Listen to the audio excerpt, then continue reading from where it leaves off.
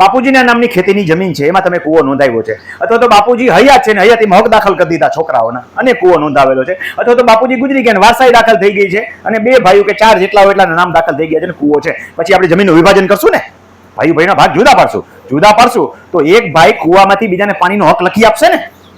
આ હક કેવી રીતે દાખલ કરવો એ શીખવાડું છું. હક માટે પણ સોગંદનામું બનાવવું પડશે. કોઈ પણ સોગંદનામું વગર તો હાલશે નહીં. તો સોગંદનામું કૂવામાંથી પાણીનો હક આપશે કોણ?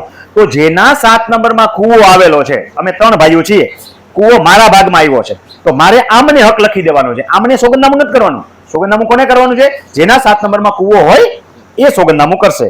તો અમો નીચે સહી કરનારા 7 નંબરમાં જેટલા નામ હોય એટલા, મેં કીધું ને વારસાઈ દાખલ થઈ ગયું આવું કંઈ થયું તો જેટલા નામ બોલતા હોય 7 નંબરમાં એ બધા લખવાના છે. અરજદાર, નામ, સરનામું, ઉંમર, વર્ષ, ધર્મ, ધંધો, ખેતી. આજ રોજ અમારા સત્ય ધર્મ પ્રતિજ્ઞાપૂર્વક સોગંદ ઉપર નીચે મુજબની હકીકત જાહેર કરીએ છીએ કે અમારી ખેતીની જમીન ગુજરાત રાજ્યના જિલ્લો ખાલી જગ્યા, તાલુકો ખાલી જગ્યા, ગામ ખાલી જગ્યા, સર્વે નંબર ખાલી જગ્યા, ખાતા નંબર ખાલી જગ્યા, હેક્ટર આરે ખાલી જગ્યાથી ધારણ કરીએ છીએ. અમારી ઉપરોક્ત જમીનમાં કૂવો આવેલો છે જેમાં નીચેના સર્વે નંબરને પાણી લેવાનો હક લખી આપીએ છીએ. એટલે મેં કોષ્ટક બનાવ્યું છે.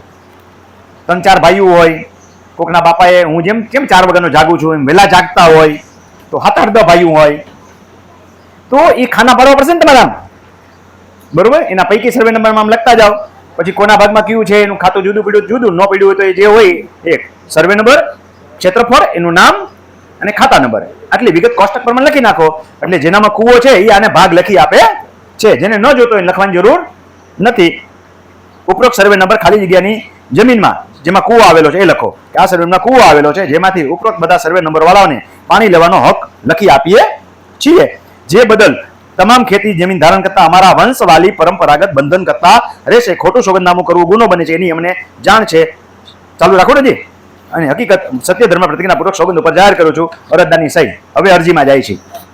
હવે અરજી આ તો સોગંદનામું થઈ ગયું એટલે ઓરિજિનલ ત્યાં દઈ દેવાનું છે. એટલે આપણે એની કોપી કરાવી લેવાની. હવે એક અરજી કરીએ. અરજીનો નમૂનો તમને આપ્યો છે. એક અરજદાર નામ, સરનામું જાજા હોય તો સરનામુંનું લિસ્ટ સાથે આપી દેવાનું, કારણ કે 135 નોટિસ બચશે એટલે એ અલગથી સરનામા લિસ્ટ આપી દેવાનું. કારણ તો અરજી બહુ લાંબી થઈ જાય. ઘણા જાજા હોય ને અંદર 7-8 નામ હોય.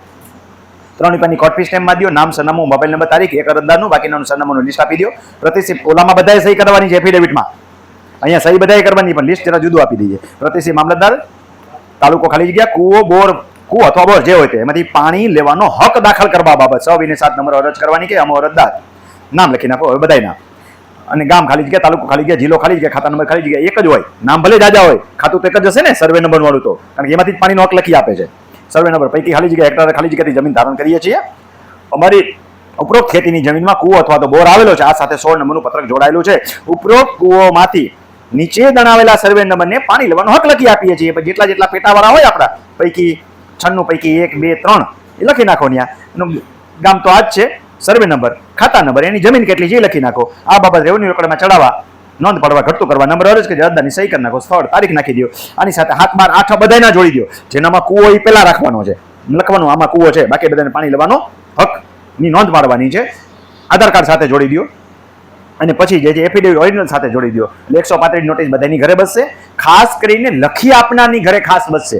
લખી આપનાર 4 જણા હોય તો 4 સરનામું એક હોય તો 4 નોટિસ આવશે. 4 સરનામા જુદા જુદા જે હોય તો એને નોટિસ બસશે. નોટિસ નહીં બજે તો નોંધ નામંજૂર થશે. પાણી લેનારને નોટિસ બજવી અગત્યની નથી.